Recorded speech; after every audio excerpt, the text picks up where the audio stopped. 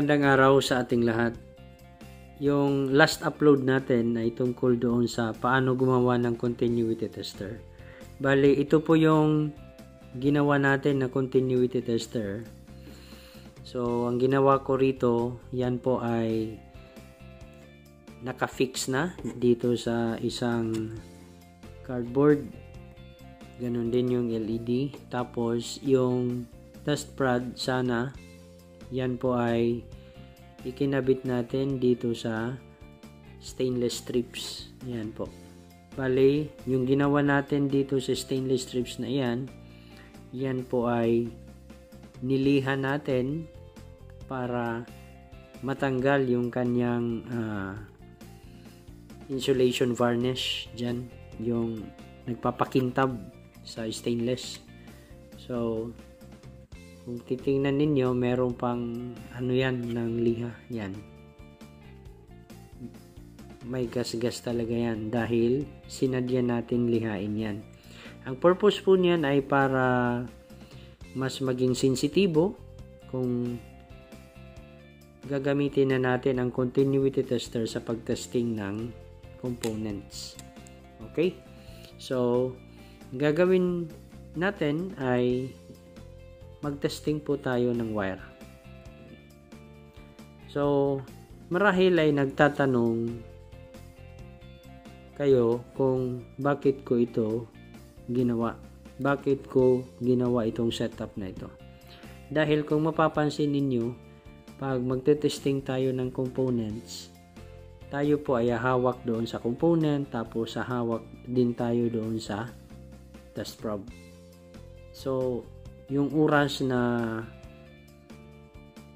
ginugugol natin doon sa paghawak at saka sa paghawak ng components at saka test prod, ayan po ay medyo natatagalan tayo.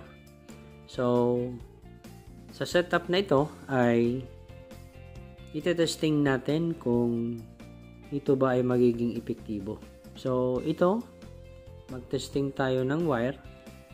Bale, ang gagawin natin sa magkabilang dulo ng wire, ayan po ay ilalapat lang po natin doon sa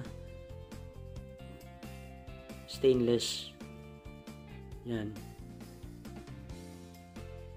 Ayan po, nailapat na po natin sa stainless strip. Kung titingnan ninyo, yung LED ay umilaw. So, ibig sabihin, ang wire na ito ay okay, hindi siya open. Ang wire ay merong continuity. Okay? Ngayon, subukan naman natin itong fuse, itong thermal fuse. Bale, ang gagawin natin dito, hawakan lang natin yung thermal fuse. Ilalapat lang yung dalawang terminals doon sa stainless strip. Ayan. Umilaw yung LED, ibig sabihin, okay pa ang thermal fuse na ito. Ngayon, subukan naman natin itong isa pang thermal fuse. So, ilalagay lang natin o ilalapat lang yung kanyang terminals doon sa stainless strip.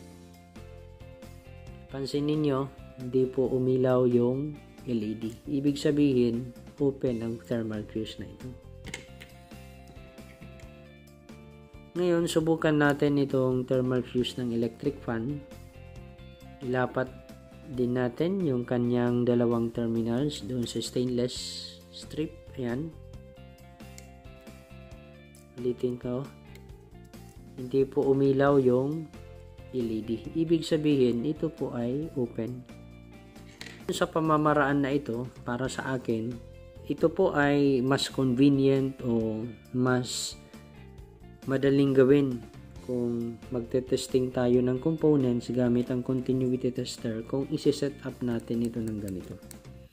So, ulitin ko, ang ginawa natin dito ay for illustration purposes lamang po na mapepwede rin yung ganitong setup para mas mabilis po tayong makapag-testing ng component kagaya nito. So, kukuha lang tayo ng component, ilalagay lang ang terminals dito sa kanyang strip. Ayan. malalaman na natin kung okay pa ba o hindi na yung component na atin tinitesting.